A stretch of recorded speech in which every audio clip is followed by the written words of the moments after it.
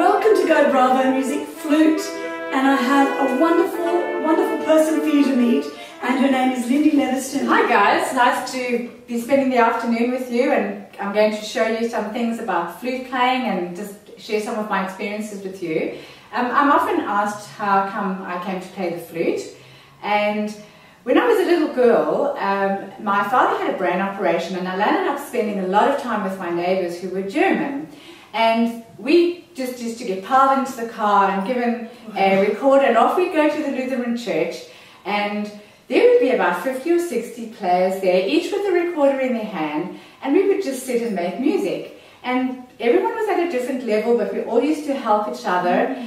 And it was just the most wonderful experience to be in a room full of people who had the same interests as you, just making this beautiful music. And that same experience, being in an orchestra and being surrounded by sound. Isn't that amazing? It's just the most awesome feeling, and you just feel so part of something that's much bigger than And you yourself. started to learn right from the word go, did you, Lyndie? At the primary school that I went to, they started to introduce recorder playing. I hadn't been selected, I hadn't been one of the children that had been approached to ask.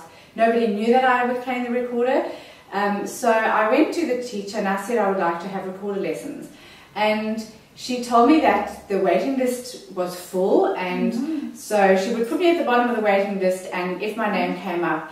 So the lesson in that is never give up. If there's something that you want to do badly enough, and if you love it enough, then just keep persisting. And I think I was probably the first student who went on to study music, Really? as a result of having joined that program later on, when my name did eventually come to the top of the list. After that? Well, I played the recorder for many years. I still love the recorder. I still play it a lot, and my daughter is now doing grade 8 on the recorder.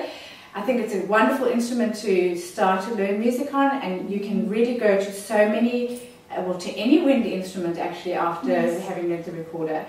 So when I was in high school, I then started to play the flute. After high school, I went to university and I got a degree in flute performance. And then from there, I freelanced in different orchestras.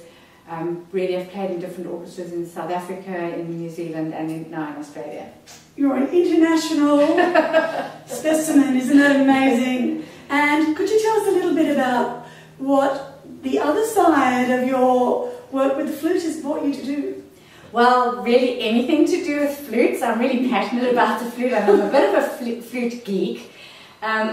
So my husband and I run two companies. The one is called Flutes and Flutists, and we import flutes from Japan and from America, and we sell flutes here in Australia. And then the other business is called the Australian Flute Festival, and that runs biannually. We had it in Sydney and in Canberra and in Adelaide, and we invite famous flute players. We bring them to Australia for 4 days of recitals, masterclasses, workshops, and anything to do with the flute. It's just a wonderful opportunity to hear and speak to musicians who've really made it to the top of their game.